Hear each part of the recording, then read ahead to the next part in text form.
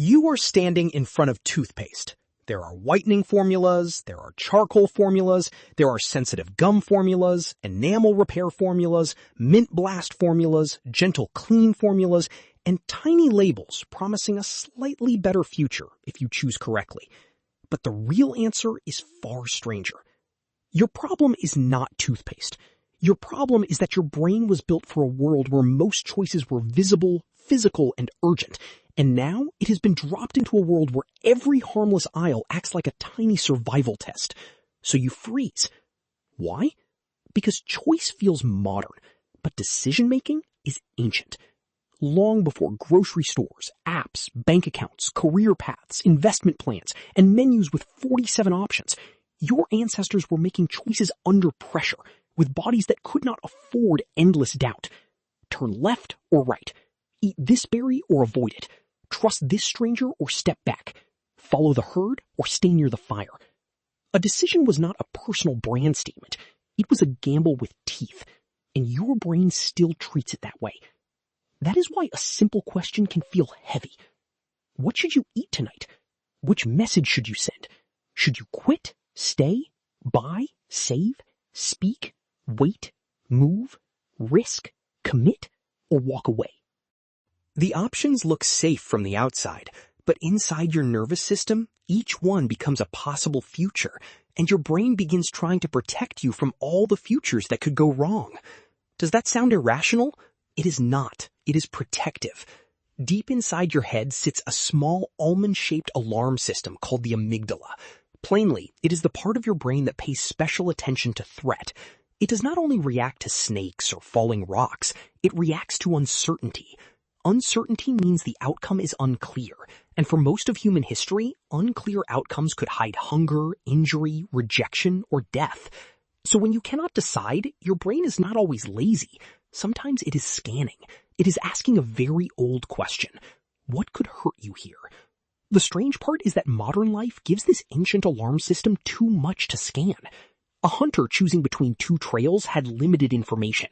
One trail had fresh tracks, one trail had broken branches. The choice was difficult, but the world placed boundaries around it. Now, your world does the opposite. It opens more tabs. It shows more reviews. It compares more prices. It recommends more alternatives. It whispers that somewhere, if you keep searching, the perfect option might exist. And that whisper is poison for an ancient brain. In 2000, psychologists Sheena Iyengar and Mark Lepper ran a famous study involving jam. On one day, shoppers saw a table with 24 flavors. On another day, they saw only 6. More people stopped at the big display because abundance attracts attention, but far more people bought jam from the small display. The large choice pulled them in, then made action harder. Why would more freedom create less movement? Because every extra option adds an invisible cost. You do not just choose one thing. You reject everything else. That rejection has weight. Your brain has to imagine lost possibilities, future regret, and the uncomfortable feeling that another version of you might have chosen better. This is why the biggest pile of options can make you feel smaller. You are not only picking jam, you are picking an identity. You are deciding what kind of person you are, what kind of future you want, and what kind of mistake you might have to live with. That is too much pressure for fruit spread. But modern life keeps doing this. It turns small choices into self-judgment. Barry Schwartz, a psychologist who wrote about the paradox of choice, described how too many options can reduce satisfaction instead of increasing it. A paradox is something that seems backwards but turns out to be true. More choice should make you happier.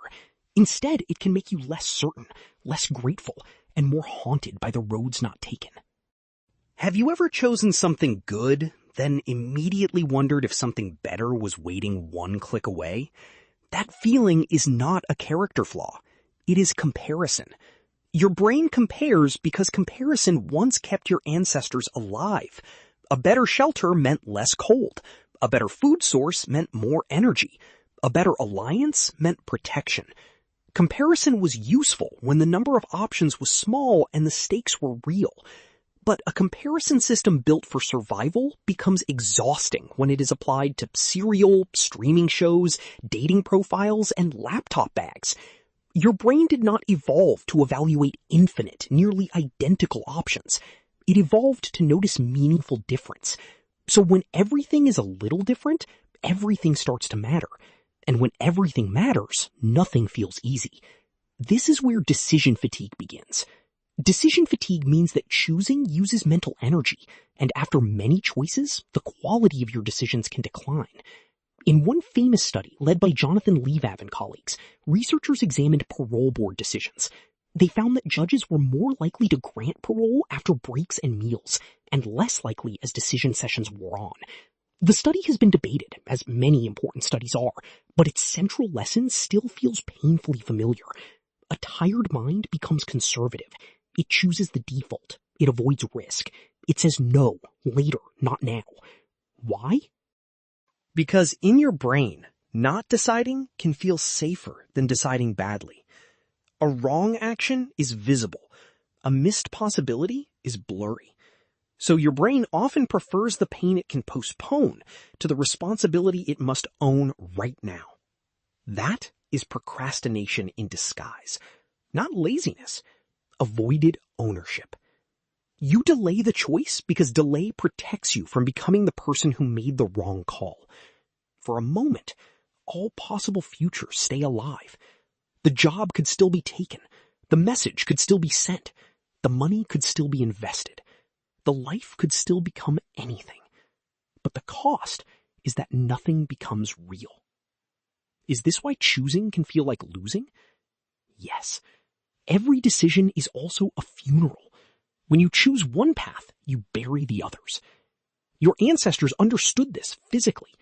If they followed one migration route, they could not also follow the other. If they shared food with one group, they might anger another. If they left the camp, they could not remain protected by the fire. A choice closed doors because the body could only stand in one place at a time. Modern life pretends this has changed. It gives you saved carts, watch lists, unread messages, open tabs, bookmarked apartments, half-finished courses, and relationships kept hovering in a gray zone. It makes every door look still open. But your attention cannot walk through all of them. Your life still happens in one direction. Your brain knows this. That is why it panics. The more imaginary lives you hold, the harder your real life becomes to choose.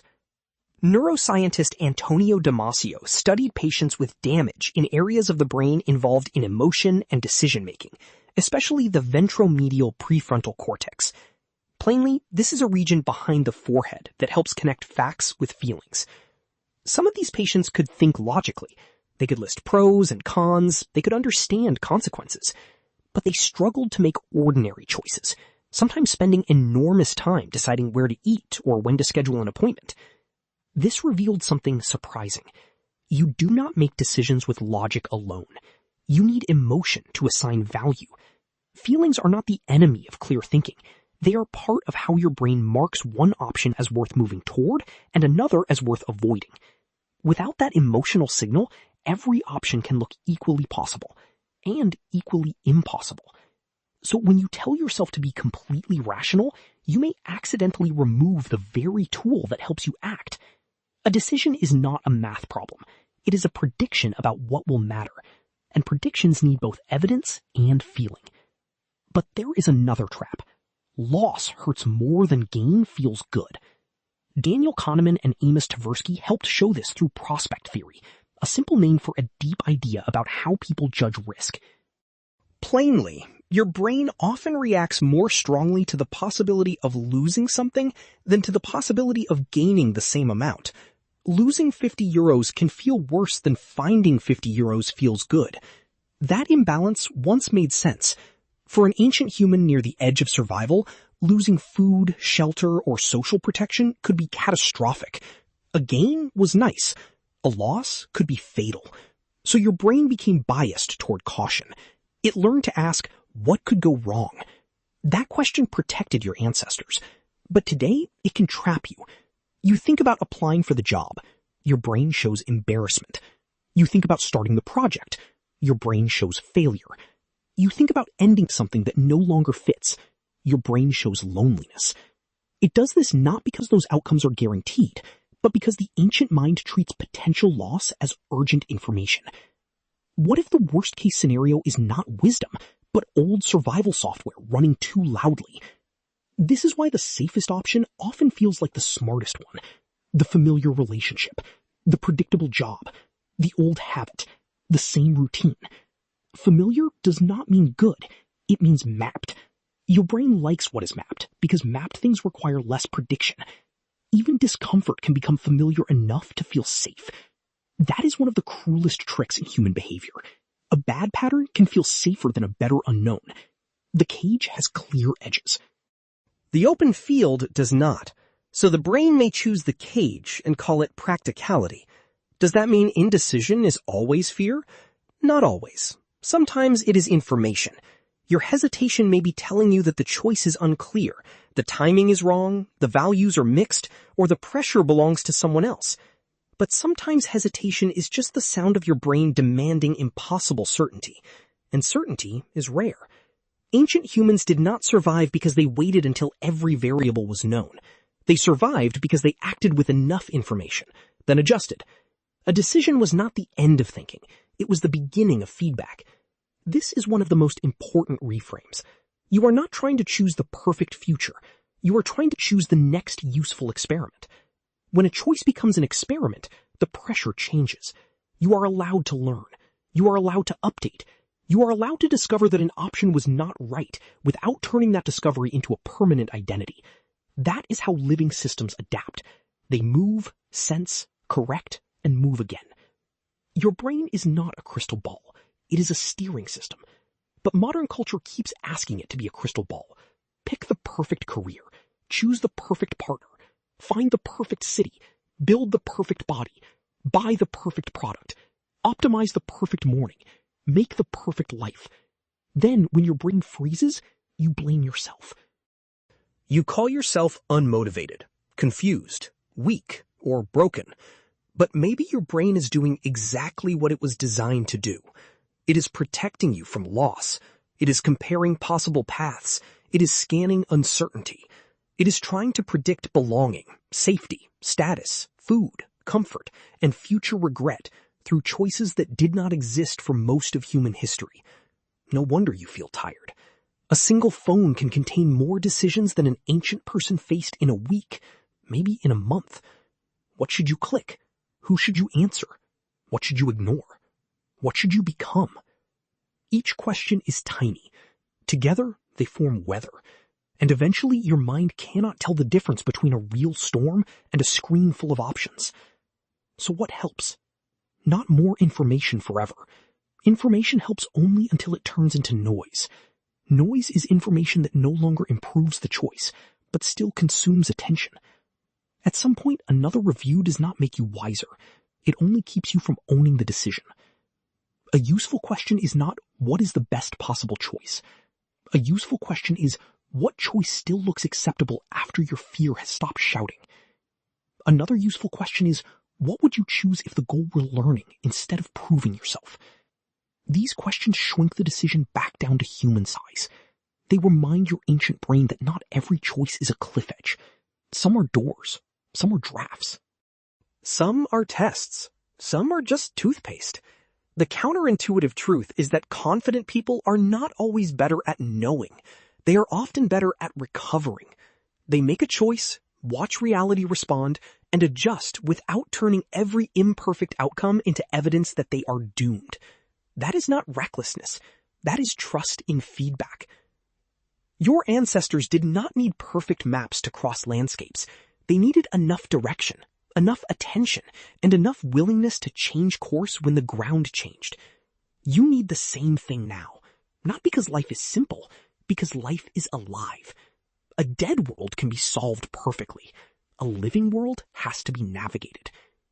So the next time you freeze, notice the ancient machinery under the modern moment. Notice the alarm system.